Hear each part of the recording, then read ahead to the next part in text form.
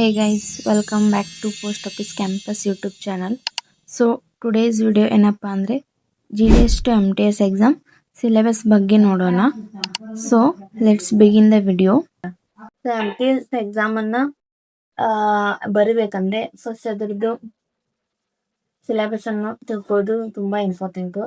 ಇವಾಗ ಯಾವುದೇ ಒಂದು ಎಕ್ಸಾಮ್ ಅನ್ನ ಕ್ಲಿಯರ್ ಮಾಡ್ಬೇಕಂದ್ರೆ ಅದ್ರ ಫೌಂಡೇಶನ್ಸ್ ಬೇಸಿಕ್ಸ್ ಅಂತ ಯಾವ್ದಕ್ಕೆ ಅಂತಾರೆ ಅಂದ್ರೆ ಸಿಲೆಬಸ್ಗೆ ಅಂತಾರೆ. ಸೊ ನೀವು ಸಿಲೆಬಸ್ ಅನ್ನ ತಿಳ್ಕೊಳ್ಳೋದು ತುಂಬಾ ಇಂಪಾರ್ಟೆಂಟು. ಅದನ್ನ ಸಿಲೆಬಸ್ MTS ಎಕ್ಸಾಮ್ ಸಿಲೆಬಸ್ ಅನ್ನ ಈ ವಿಡಿಯೋದಲ್ಲಿ ಬ್ರೀಫ್ ಆಗಿ ಹೇಳಲಿಕ್ಕೆ ಇದೊಂದು ಪ್ರಯತ್ನ. So let's begin. ಈ ಎಕ್ಸಾಮ್ ಅಲ್ಲಿ ಪಾರ್ಟ್ ಎ ಮತ್ತು ಒಂದು ಎಕ್ಸಾಮ್ ಇರ್ತದೆ. ಸೊ ಇದರಲ್ಲಿ ಪಾರ್ಟ್ ಎ ಮತ್ತು ಪಾರ್ಟ್ ಬಿ ಅಂತ 2 ಪಾರ್ಟ್ ಇರ್ತವೆ.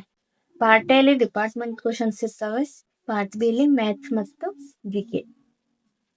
ಸೊ 2 ಪಾರ್ಟ್ ಅಲ್ಲಿ ಈ ಎಕ್ಸಾಮ್ಸ್ ಇದಾಗ್ತದೆ.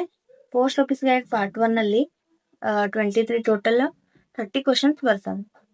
ಮ್ಯಾಕ್ಸಿಮಮ್ ಕ್ವಶನ್ 30 ಮೇಲೆ 1 questions 2 marks, total 2 marks carry ಮಾಡ್ತಾರೆ. So total marks 60 marks department ಅಲ್ಲಿ. ಪಾರ್ಟ್ ಎದಲ್ಲಿ ನಿಮಗೆ 60 ಮಾರ್ಕ್ಸ್ ಅನ್ನು ಟೋಟಲ್ ಮ್ಯಾಕ್ಸಿಮಮ್ ಮಾರ್ಕ್ಸ್ 60 ಮಾರ್ಕ್ಸ್ ಅನ್ನು ಇಟ್ಟಿದ್ದಾರೆ. So firstly organisation of the department.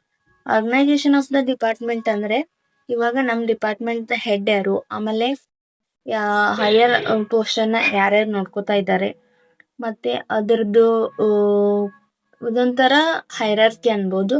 ಇವಾಗ I P sub divisional head, ಆಮೇಲೆ ಅವ್ರ ಮೇಲೆ SSC ಈ ತರ ಇರ್ತಾರಲ್ಲ, CPMG PMG, ಇದೆಲ್ಲವನ್ನು DG ಪೋಸ್ಟ್, ಇದೆಲ್ಲ ಪೋಸ್ಟದ ಬಗ್ಗೆ ಬ್ರೀಫ್ ಆಗಿ ಎಕ್ಸ್ಪ್ಲನೇಷನ್ ಅನ್ನ ಆರ್ಗನೈಸೇಷನ್ ಆಫ್ ದ ಡಿಪಾರ್ಟ್ಮೆಂಟ್ ಅಲ್ಲಿ ಕೊಟ್ಟಿದ್ದಾರೆ.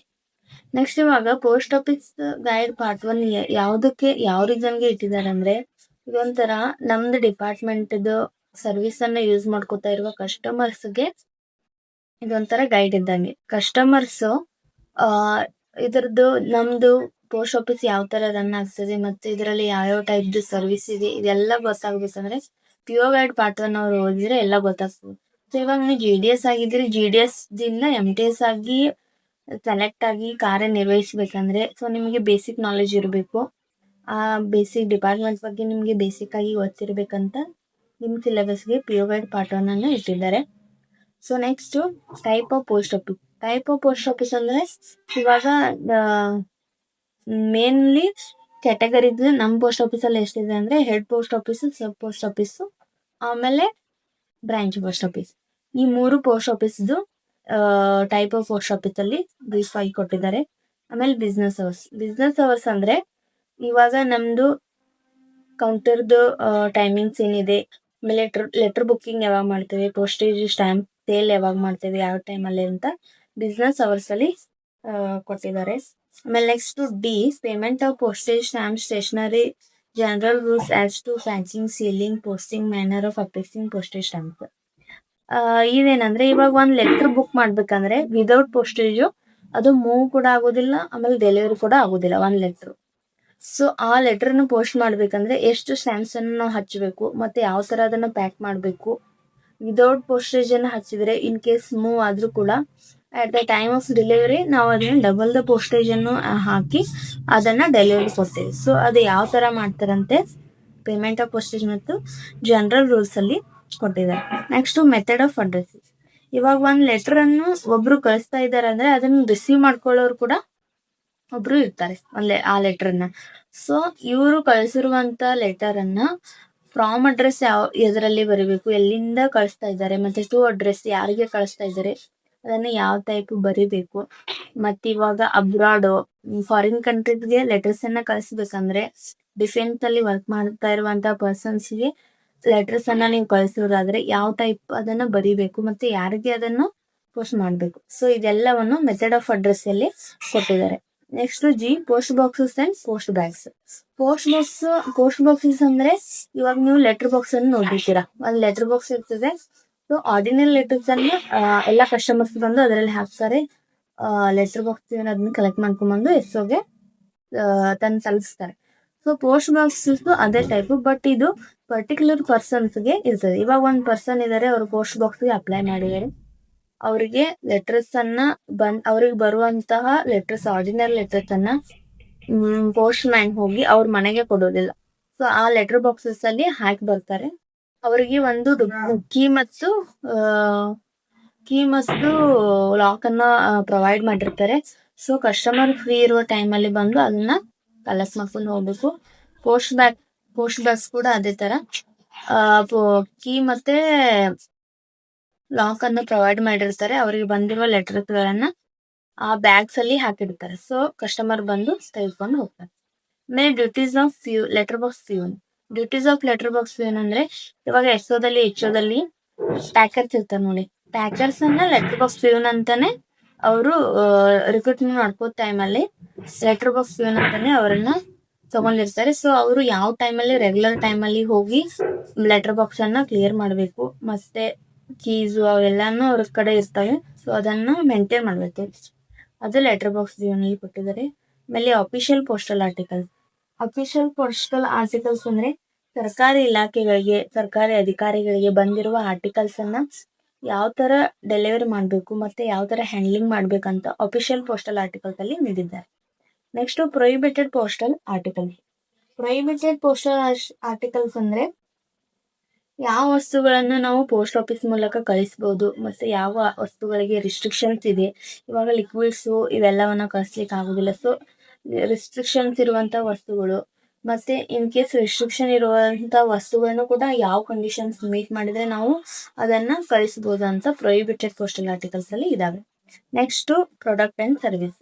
ಪ್ರಾಡಕ್ಟ್ ಅಂಡ್ ಸರ್ವಿಸ್ ಅಂದ್ರೆ ಇವಾಗ ಪ್ರಾಡಕ್ಟ್ ಅಂಡ್ ಸರ್ವಿಸ್ ಮೇಲ್ಸ್, ಇದರಲ್ಲಿ ಮೇಲ್ ಬ್ಯಾಂಕಿಂಗ್ ಮತ್ತೆ remittance, insurance, stamps and business ಇವೆಲ್ಲವೂ ಮೇಲ್ಸ್ ಪ್ರಾಡಕ್ಟ್ ಅಂಡ್ ಸರ್ವಿಸ್ ಅಲ್ಲಿ ಬರ್ತವೆ. ಸೊ ಇದು ತುಂಬಾ ಇಂಪಾರ್ಟೆಂಟ್ ಪ್ರಾಡಕ್ಟ್ ಅಂಡ್ ಸರ್ವಿಸ್. ಇದರಲ್ಲಿ ಟೋಟಲ್ 23 ಕ್ವಶನ್ಸ್ ಅಲ್ಲಿ up to 10 to 11 questions only product and service ಇಂದಲೇ ಬರ್ಬೋದು. ಸೊ ನೀವು ಇದನ್ನ ತುಂಬಾ ಚೆನ್ನಾಗಿ ಓದ್ಕೋಬೇಕು ಮತ್ತು ಅಂಡರ್ಸ್ಟ್ಯಾಂಡ್ ಮಾಡ್ಕೋಬೇಕು.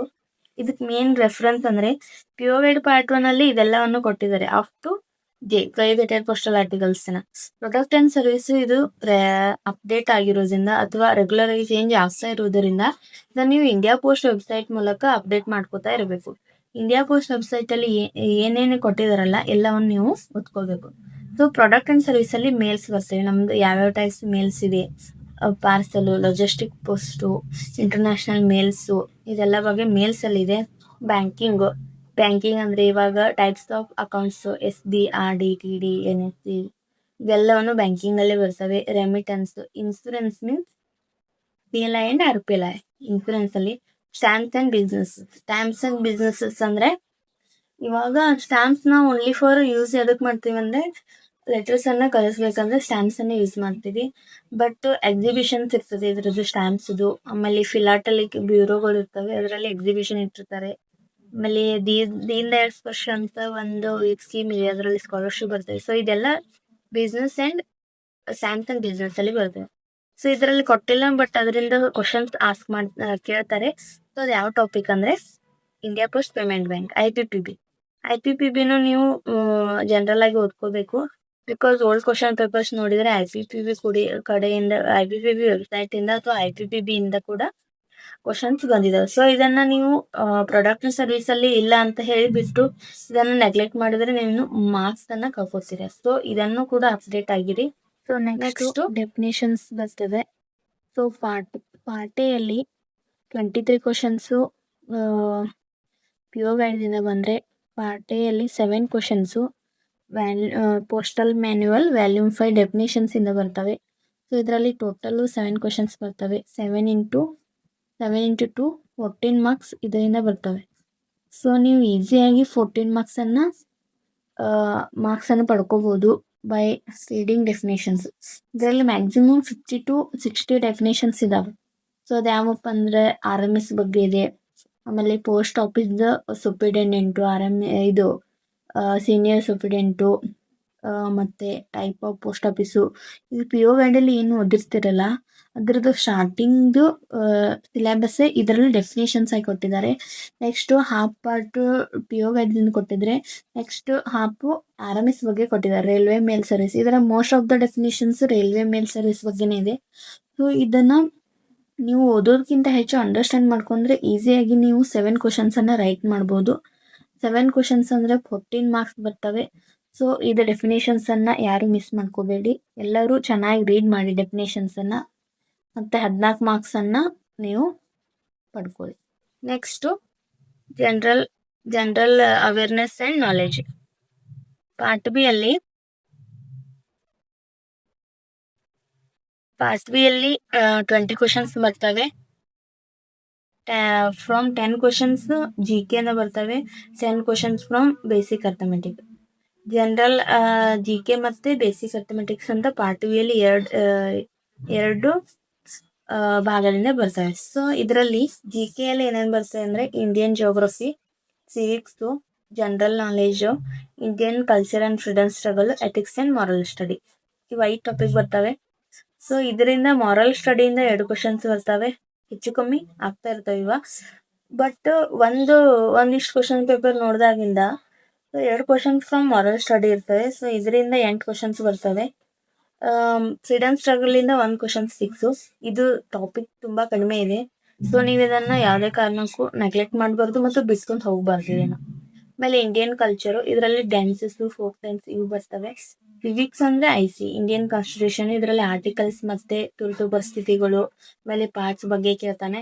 ಇಂಡಿಯನ್ ಜಿಯೋಗ್ರಫಿ, ಇದರಲ್ಲಿ ಇಂಡಿಯಾ ಬಗ್ಗೆ ಬಾರ್ಡ್ರಸ್ಸು, ಆಮೇಲೆ ರಿವರ್ಸು, ಇವೆಲ್ಲ ಮೇನ್ ಟಾಪಿಕ್ಸನ್ನು ಕೇಳ್ತಾನೆ. ಆಮೇಲೆ ಜನರಲ್ ನಾಲೆಜ್ ಬಗ್ಗೆ ಅಂದರೆ ಅವಾರ್ಡ್ಸು, ಇದರಲ್ಲಿ ಕರೆಂಟ್ ಅಫೇರ್ಸ್ ಕೂಡ ಬರ್ತದೆ ಮತ್ತು ಸ್ಟ್ಯಾಟಿಕ್ ಜಿ ಕೆ ಎರಡು ಕೂಡ ಜನರಲ್ ನಾಲೆಜಲ್ಲಿ ಕವರ್ ಆಗ್ತದೆ. ಸೊ ಇದರಲ್ಲಿ 10 questions each carrying 2 marks, total 20 marks ಇದರಿಂದ 20 ಮಾರ್ಕ್ಸ್ ಇದರಿಂದ ಜಿ ಕೆ ಇಂದ ಬರ್ತದೆ. ಆಮೇಲೆ ಇವಾಗ ಮ್ಯಾಥ್ಸು ಇದರಲ್ಲಿ 10 questions 2 marks, each carrying 2 marks, total ಇದರಲ್ಲಿ ಕೂಡ 20 ಮಾರ್ಕ್ಸ್ ಬರ್ತವೆ. ಇದರಲ್ಲಿ ಏನೇನಂದರೆ BODMAS, percentage, profit and loss, simple interest, average, time and work, time and distance, unitary method. Time and work ಮತ್ತು ಟೈಮ್ ಆ್ಯಂಡ್ ಡಿಸ್ಟೆನ್ಸು ಇದು ಇಂಪಾರ್ಟೆಂಟು. ನೀವು ಎಲ್ಲದರಿಂದ ಒಂದೊಂದು ಕ್ವಶನ್ಸ್ ಬರ್ತವೆ. ಬಟ್ ಇವಾಗ ಎಲ್ಲದರಿಂದ ನೋಡ್ಕೋತ ಹೋದರೆ 8 ಟಾಪಿಕ್ ಇದ್ದಾವೆ. 8ದಲ್ಲಿ ಒಂದೊಂದು ಕ್ವಶನ್ಸ್ ತೆಗೆದ್ರೆ 8 ಕ್ವಶನ್ಸ್ ಆಗ್ತವೆ. ಇನ್ನು 2 ಕ್ವಶನ್ಸು 2 ಟಾಪಿಕಿಂದ ಎಕ್ಸ್ಟ್ರಾ ತೆಗಿಲೇಬೇಕು. ಸೊ ಆವಾಗ most of the time and work ಮತ್ತು ಟೈಮ್ ಆ್ಯಂಡ್ ಡಿಸ್ಟೆನ್ಸಲ್ಲಿ 2 ಕ್ವಶನ್ಸ್ ಬರ್ತವೆ. ಸೊ 1 ಕ್ವಶನ್ ಪೇಪರಲ್ಲಿ ಇವಾಗ ಇದರಿಂದ 2 ಕ್ವಶನ್ಸ್ ಬಂದರೆ ಟೈಮ್ ಆ್ಯಂಡ್ ವರ್ಕ್ ಮೇಲೆ, ಟೈಮ್ ಆ್ಯಂಡ್ ಡಿಸ್ಟೆನ್ಸ್ ಮೇಲೆ 1 ಕ್ವಶನ್ಸ್ ಬರ್ತದೆ. In case time and distance ಮೇಲೆ 2 ಕ್ವಶನ್ಸ್ ಬಂದರೆ ಟೈಮ್ ಆ್ಯಂಡ್ ವರ್ಕ್ ಮೇಲೆ 1 ಕ್ವಶನ್ಸ್ ಬರ್ತದೆ. ಸೊ ಹೀಗಾಗಿ ಇದರಲ್ಲಿ most of the time 3 questions minimum 3 questions, maximum 5 questions ತನಕ ಬರ್ತದೆ. ಸೊ ನೀವು ಟೈಮ್ ಆ್ಯಂಡ್ ವರ್ಕ್ ಮತ್ತು ಟೈಮ್ ಆ್ಯಂಡ್ ಡಿಸ್ಟೆನ್ಸನ್ನು ನೋಡ್ಕೋಬೇಕು. ಅದನ್ನು ಬಿಡಲಿಕ್ಕೆ ಅಥವಾ ನೆಗ್ಲೆಕ್ಟ್ ಮಾಡಲಿಕ್ಕೆ ಹೋಗಬೇಡಿ. ಆಮೇಲೆ ಈ ಬೋರ್ಡಮಾಸು ಈಸಿ ಇದೆ. ಇನಿಟರ್ ಮೆಥಡ್ಸ್ ಇದು ಮೇನು. ಬೋರ್ಡಮಾಸ್ ಬೇಸಿಕ್ಸ್ ಮೇಲೆ ಇದು ವರ್ಕ್ ಆಗ್ತದೆ. ಸೊ ಇವಾಗ ಬೋರ್ಡಮಾಸ್ ಮೇಲೆ ಪ್ಲಸ್ಸು, ಮೈನಸ್ಸು, ಮಲ್ಟಿಪ್ಲಿಕೇಶನು, ಡಿವಿಷನ್ ಇವೆಲ್ಲ ಬರ್ತವೆ. ಸೊ ಇದನ್ನು ಯೂಸ್ ಮಾಡಿಕೊಂಡು ಇನಿಟರ್ ಮೆಥಡಲ್ಲಿ ಕ್ವಶನ್ಸನ್ನು ಕೇಳ್ತಾರೆ.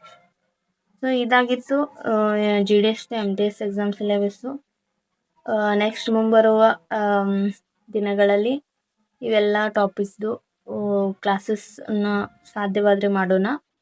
ಸೊ ಎಕ್ಸಾಮ್ಗೆ ಪ್ರಿಪೇರ್ ಆಗ್ತಾ ಇದೆ. ಟೈಮ್ ತುಂಬ ಇದೆ ಅಂತ ನೆಗ್ಲೆಕ್ಟ್ ಮಾಡಬೇಡಿ, ಟೈಮ್ ಬೇಗ ಹೋಗ್ತದೆ. So study well, all the best. Thank you for watching.